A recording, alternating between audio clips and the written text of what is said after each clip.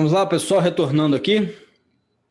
A gente está dando continuidade, pessoal, a tratar aqui de direito constitucional. A gente viu algum também, nós adentramos já no semestre passado, já nos artigos da própria Constituição Federal, né? A gente estudou ali o preâmbulo, né? Já peço que vocês possam abrir a Constituição de vocês para a gente poder nos situar aqui. Então, a gente viu, na verdade, sobre o preâmbulo, aquela celeuma jurídica que existia, né? E sobre ali a invocação da proteção de Deus no Estado aqui brasileiro. A gente viu se isso fere ou não fere a laicidade brasileiro, vimos que não fere, né?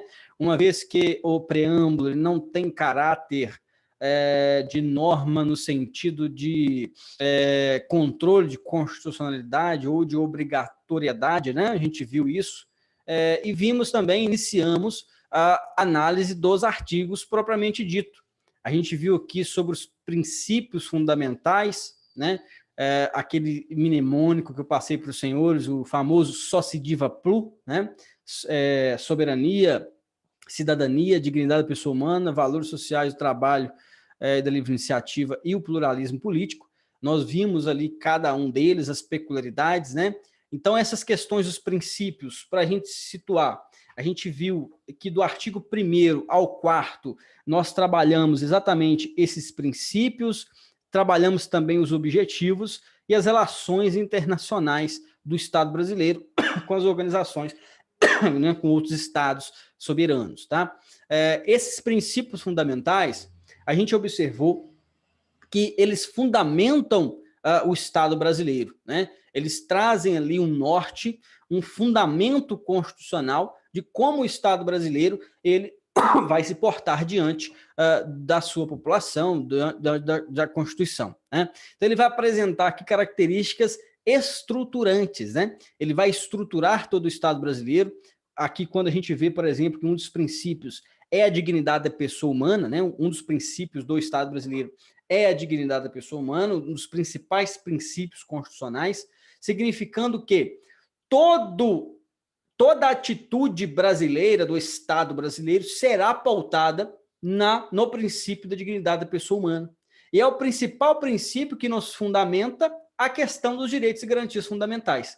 Quando a gente analisa e estuda os direitos e garantias fundamentais, nós vamos observar, bem como os direitos humanos, nós vamos observar que esses direitos e garantias fundamentais nada mais são de que direitos garantidos para se estabelecer e garantir a todo ser humano, enquanto ser humano, existência humana, uma dignidade, uma existência digna, né? Então, tudo vai se entrelaçar com o princípio da dignidade da pessoa humana. Quando a gente observa a questão dos princípios, nós vamos aqui ver que etimologicamente significa literalmente o começo de algo, né? É a origem, a base do Estado brasileiro, ela é pautada em princípios, como aqui nós vemos no artigo 1º ao 4º da Constituição Federal, e nós estudamos isso. Então, o ponto de partida do Estado brasileiro é exatamente esses princípios, né? E também tem aqui o próprio ponto de chegada, né? Além de iniciar o Estado brasileiro pautado no princípio, nós também podemos dizer que o ponto de chegada do Estado brasileiro também é a busca do princípio da dignidade da pessoa humana. Então, os princípios, principalmente de dignidade da pessoa humana, ele é aquilo que se inicia e aquilo que se busca. Ele é o início e também o fim, ok?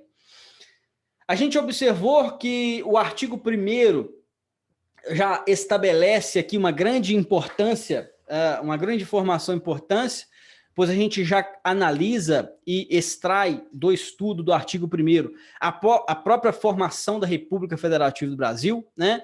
A formação da União, que ela dizendo que ela é indissolúvel, indissolúvel, né?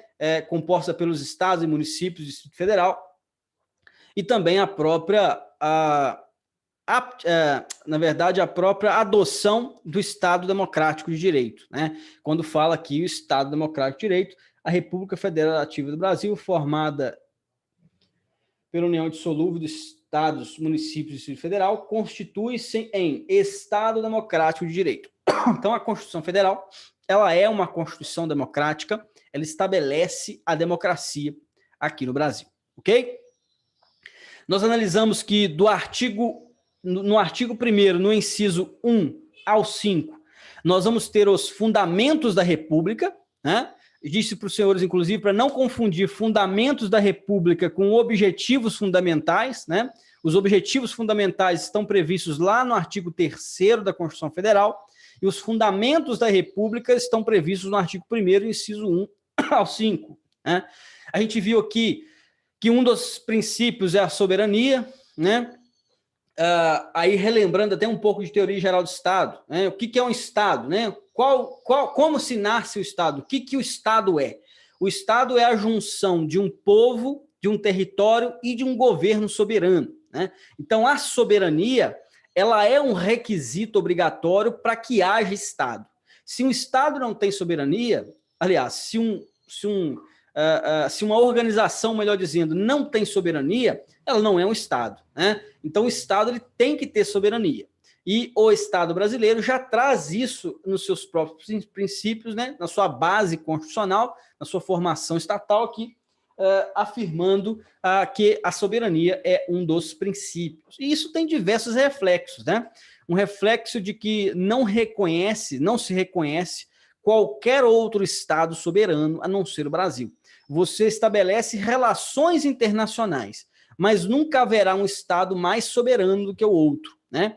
E bem como não haverá também Estados aqui, né, dentro da federação, capazes de retirar a soberania da União. Então, a União, o Estado brasileiro, ele tem como fundamento aqui a soberania, né? A soberania do Estado brasileiro, ela é um requisito essencial para que se possa ser um Estado, tá?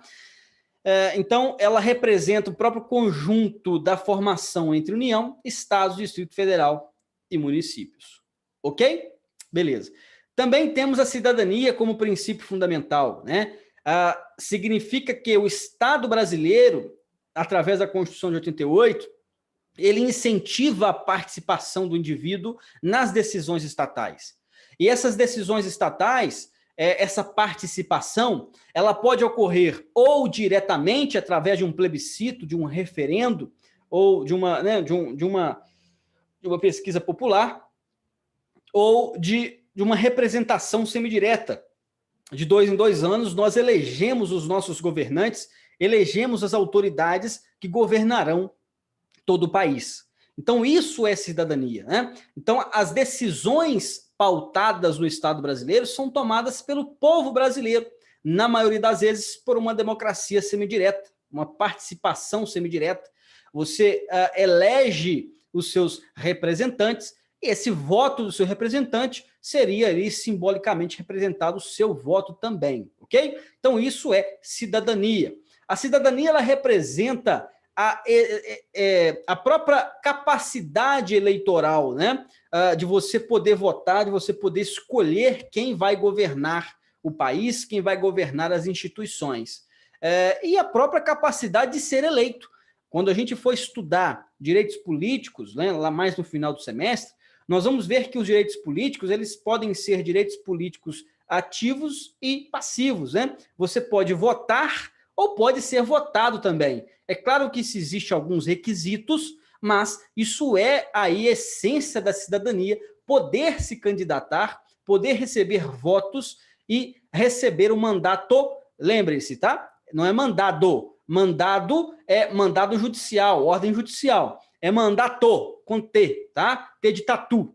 Receber o mandato para ali representar os seus eleitores, ok? Essa cidadania é uma previsão da própria instrumentalização da participação popular. Então, a participação popular cumpre aqui os objetivos de uma cidadania, e principalmente um Estado democrático de direito, né? Em uma democracia, você tem que ter a participação do povo, ok? E essa cidadania aqui, ela traz também na própria Constituição alguns instrumentos de participação popular direta. Nós temos aí o plebiscito, né? ou o referendo, que algumas vezes aí na história nós somos chamados aí para poder decidir. O último plebiscito ou referendo, acho que foi plebiscito, o último plebiscito que teve foi o do Estatuto de Desarmamento, né? É até uma história um pouco confusa, até inconstitucional, porque parece-me que o plebiscito sobre o desarmamento, a decisão que ganhou foi, na verdade, que o brasileiro não queria desarmar o brasileiro, né? Não queria ali instituir o desarmamento. Mas aí, mesmo com essa decisão popular, acabou-se por implementar o Estatuto de Desarmamento, sendo como regra hoje o desarmamento, né, do cidadão de bem aí.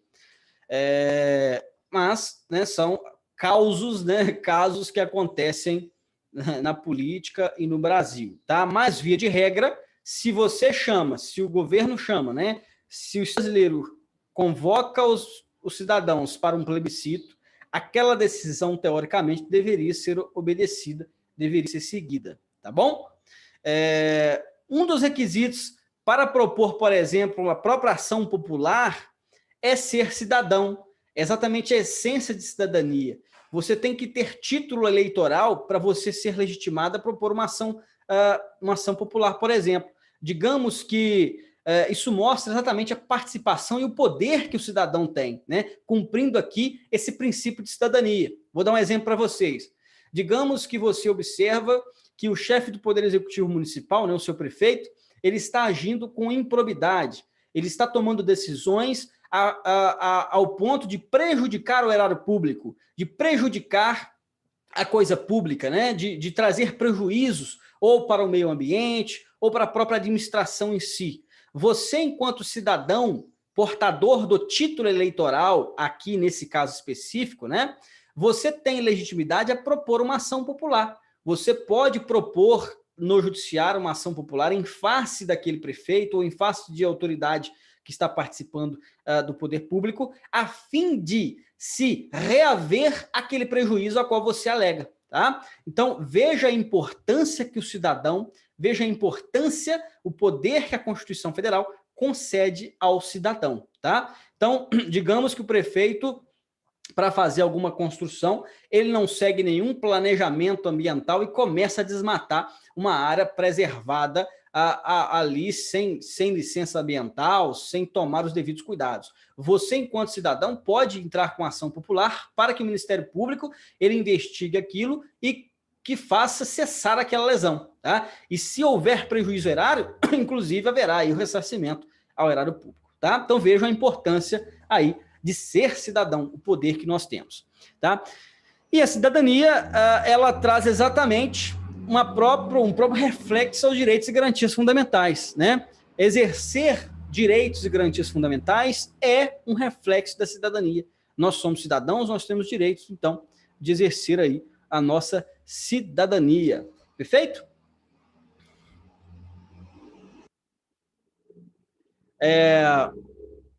Pessoal, vou encerrar nossa aula por aqui, para não ficar tão cansativo, porque estou gravando esses dias, né? Se fosse ao vivo, dava para falar mais, mas eu vou encerrar aqui, porque o próximo é o próprio princípio da dignidade da pessoa humana. A gente vai falar um pouquinho sobre ele. Ele é um dos principais para a gente poder entrar no artigo 5º propriamente, tá? Então, um abraço a todos, até a próxima aula.